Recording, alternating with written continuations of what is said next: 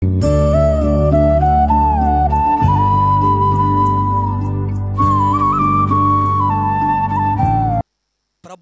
మాకు అత్యంత ప్రియులైన దేవుని బిడలైన మీ అందరికీ ఈ ఉదయకాల సమయంలో మన ప్రభు అయిన యేసుక్రీస్తు ప్రభువారి ప్రశస్తమైన నామములో శుభములు మీ అందరికీ కూడా తెలియజేస్తూ ఉన్నాం. ఈ రోజున ప్రభువు మనకు అనుగ్రహించు వాగ్దానమును మనము చదువుకుందాం.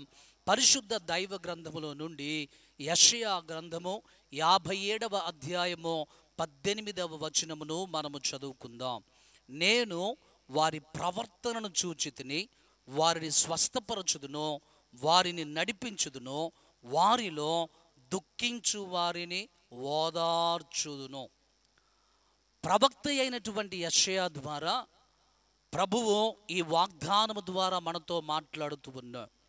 ప్రభు అంటున్నాడు కదా, నేను వారి ప్రవర్తనను చూశాను, వారిని స్వస్థపరుతును. అంత మాత్రమే కాదు కానీ ఎవరైతే దుఃఖములో ఉన్నారో వారిని నేను ఓదార్చెదను అని అంటున్నాడు.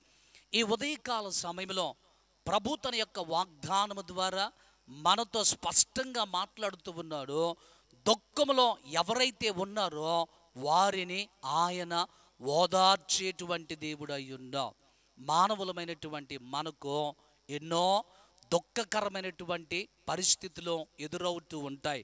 మనము ఊహించినటువంటి జరగిరాని సంఘటనలో, మనము కలలో కూడా ఊహించినటువంటి సంఘటనలో మన జీవితంలో జరిగినప్పుడు మనము కృంగిపోయినటువంటి పరిస్థితిలో ఉంటాం. మనము గుండె చెదిరిపోయినటువంటి పరిస్థితిలో ఉంటాము. అలాంటి సందర్భాలలో గుండె చెదిరిపోయినటువంటి మనలను ప్రభువారు బాగు చేయటం మాత్రమే కాదు కానీ ఆయన దుఃఖములో ఉన్నటువంటి మనలను ఓదార్చేటువంటి దేవుడు అయ్యుండా. మన జీవితంలో అన్నీ సంతోషకరమైన దినాలు ఉండవు, అన్నీ ఆనందించేటువంటి దినములు ఉండవు. కొన్నిసార్లు మనము దుఃఖపడేటువంటి సందర్భాలు మన జీవితంలో ఎదురవుతూ ఉంటాయి. అలాంటి సందర్భంలో ఎవరి ప్రేమను మనం పొందుకోలేక, ఆదరణ లేక, నెమ్మది లేక కొట్టుమిట్టాడుతున్నటువంటి పరిస్థితులలో మనుషులు మనలను ఓదార్చితే మనకు ఓదార్పు రాదు. కానీ మన ప్రభువు మనలను ఓదార్చినప్పుడు నిజమైనటువంటి ఓదార్పును మనము పొందుకుంటాం.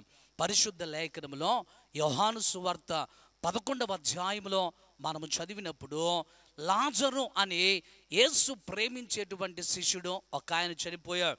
యేసు ప్రభువారు భూమి మీద జీవించినటువంటి కాలంలో బేతనియ గ్రామానికి ఆయన వస్తూ ఉన్నప్పుడు ఆ గ్రామంలో మరియ మార్తలు అనేటువంటి సహోదరులు, అలాగే లాజరు వారి తమ్ముడు, వారు ఉంటున్నటువంటి ఇంటికి ప్రభువారు ఎక్కువగా వస్తూ ఉండేటువంటి వాడు. ఈ లాజరును యేసు ప్రభువారు ఎంత అమితంగా ప్రేమించాడో. ఒక రోజున ఈ యేసుక్రీస్తు ప్రభువారు యోర్దాను నదీ తీరమున ఉన్నప్పుడు మరియ మార్తలు యేసయ్య దగ్గరికి ఒక సందేశాన్ని పంపించారు. ఏంటి అంటే, అయ్యా నీవు ప్రేమించేటువంటి లాజరు రోగగ్రస్తుడిగా ఉన్నాడయ్యా అని వర్తమానం పంపిస్తే యేసు ప్రభువారు రాలేదు. ఈ లోపున లాజరు చనిపోయాడు, సమాధిలో ఉంచబడ్డాడు. అప్పటికి లాజరు సమాధిలో ఉంచబడి 4 దినములు అయిపోయింది. 4 దినములు సమాధిలో ఉంచబడిన తర్వాత యేసు ప్రభువారు ఇప్పుడు ఆ బేతనియ గ్రామానికి వచ్చి మరియ మార్తలతో మాట్లాడి ఏ సమాధిలో అయితే లాజరును ఉంచారో అక్కడికి వెళ్ళాడు.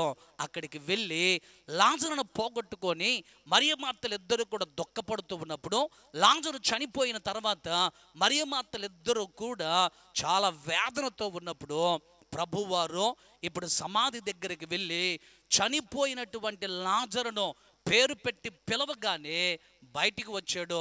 బయటకు వచ్చిన తర్వాత లాజరును సజీవముగా, జీవము కలిగినటువంటి వ్యక్తిగా వారి సహోదరులకు మరియ మార్తలకు ప్రభువారు అప్పగించి వారిని ప్రభువారు ఓదార్చాడు.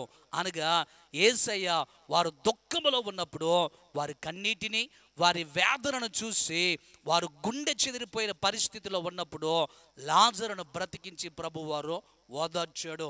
ఈ ఉదయకాల సమయంలో నీవు అనుకోని భయంకరమైన సంఘటనలో నీ జీవితంలో జరిగాయా? నీవు ఊహించినటువంటి భయానకమైనటువంటి సంఘటనలో నీ జీవితంలో జరిగినప్పుడు కృంగిపోయి గుండె చెదరిపోయినటువంటి పరిస్థితిలో నీవు ఉన్నావా? ఈ రోజున ప్రభువారు నీ దుఃఖకరమైనటువంటి ప్రతి పరిస్థితిని గమనిస్తూ ఉన్నాడు. ఆయన నీ వేదనంతా కూడా చూస్తూ ఉన్నాడు.